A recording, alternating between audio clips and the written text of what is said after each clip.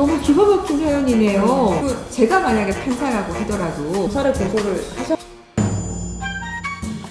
안녕하세요. 양세훈 변호사의 상담소 양담소에 오신 걸 환영합니다.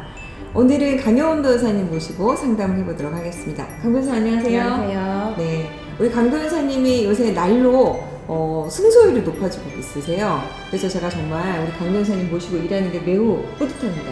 감사합니다. 오늘도 상담 잘 부탁드릴게요. 네. 제겐 이제 4살, 6살 된 딸아이가 있습니다. 아내의 부정행위를 알게 되었고 이혼 소송을 제기했습니다. 저는 2년 동안 법원에서 진행하는 가사조사, 상담 절차를 모두 거쳐서 1심에서 다행히 아이들의 친권 양육권자로 지정이 되었습니다. 그런데 1심 판결이 선고된 후 면접교섭하는 날이 되어서 아내에게 아이들을 보내줬는데 다음날 아이들이 아빠한테 가기 싫어한다며 아이들 목소리도 들려주지 않은 채 아이들을 돌려보내지 않고 있습니다.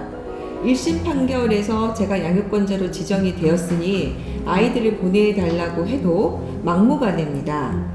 이후로 항소를 진행하면서 시간을 끌고 있고 저와 아이들을 일체 못 만나게 하면서 얼굴도 보여주지 않습니다. 그러면서 제가 아이들을 학대했다, 아이들이 아빠를 무서워하고 싫어한다 라고 거짓 주장을 하고 있습니다. 그러면서 아이들을 아빠한테 보내는 것이 오히려 학대다, 아동학대라는 주장을 펼치고 있는 겁니다. 저는 정말 기가 막히고 답답합니다. 아이들에게 저도 똑같이 아이들을 뺏어올 수는 없는 노릇이어서 기다리고 있지만 그 시간이 너무 힘듭니다. 아이들이 엄마에게 있는 시간이 길어질수록 엄마에게 세뇌가 되어서 이제는 아빠가 자신을 때렸다고 아이들까지 거짓말을 하고 있습니다. 저는 정말 이대로 양육권을 뺏기게 될까요? 너무 기가 막힌 사연이네요.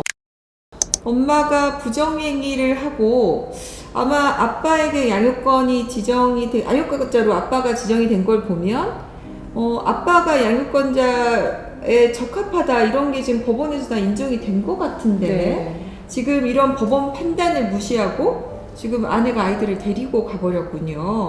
어떻습니까? 이런 거는 형사처벌 대상 아닌가요? 맞습니다. 네. 네네. 그러니까 이혼 소송 중에 당사자 1방이 이제 양육자로 지정이 되었는데 네. 면접 교섭을 빌미로 아이를 데려가서 데려다주지 않으면 그것으로 미성년자 약취 유인죄에 해당합니다. 네. 이에 관해서 대법원의 명시적인 판례가 있습니다. 대법원의 판례를 좀 말씀드리면 네. 부모가 이혼하거나 별거하는 상황에서 미성년 자녀를 부모 중 1방이 평온하게 보호하고 있는데 상대방 부모가 그 보호 양육 상태를 깨뜨리고 자녀를 자기의 지배하에 옮긴 행위는 미성년자 약취죄에 해당한다라고 판시하고 있습니다.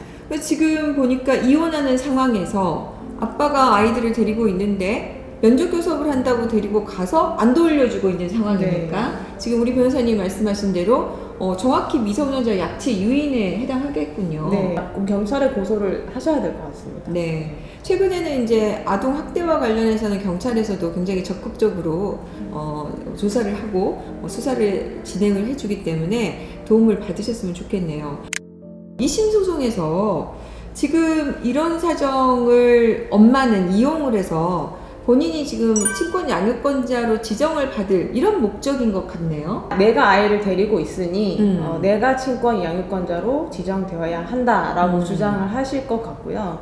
그렇지만 제 생각에 이제 당연히 엄마가 데리고 있다고 해서 네. 1심의 판단이 바로 뒤집힐 수는 없을 것 같습니다. 법원에서 이런 조사관의 보고서나 상담기관의 보고서를 다 면밀히 살펴보시고 결정을 한 사안이기 때문에 자기 마음에 그 판결이 들지 않는다고 해서 이걸 아이들이 데리고 온 사정을 가지고 법원에서 그러면 아이들이 지금 엄마랑 같이 있으니까 엄마로 친권자 양육자 지정하겠다, 변경하겠다 이렇게 하시진 않을 것 같습니다. 그러게요. 그리고 제가 만약에 판사라고 하더라도 1심 판결이 이렇게 됐는데 그 판단을 따르지 않고 마음대로 행동을 했단 말이에요. 네. 그러면 법원이 보기에도 이런 법을 준수하지 않는 이런 준법의식이 없는 부모가 과연 양육권자 적합하냐 의문을 가질 수밖에 없을 것 같아요. 그래서 항소심에서도 진행하실 때 오히려 안 좋게 보지 않을까 그런 생각이 드는데요. 준법의식이 없으신 것도 참 문제시지만 내가 아이들을 데리고 있으면서 원래 양육자였던 아빠한테 아이들을 뭐 최소한 보여주는 거라도 맞아요. 교류라도 이어지게 맞아요. 했어야 되는데 네. 전혀 지금 뭐 완전 차단한 음. 상태로 아이들만 그냥 엄마 밑에 있으니까 그것 또한 다른 타방 부모와의 그 조화 가능성이 거의 없다고 볼 수 있습니다.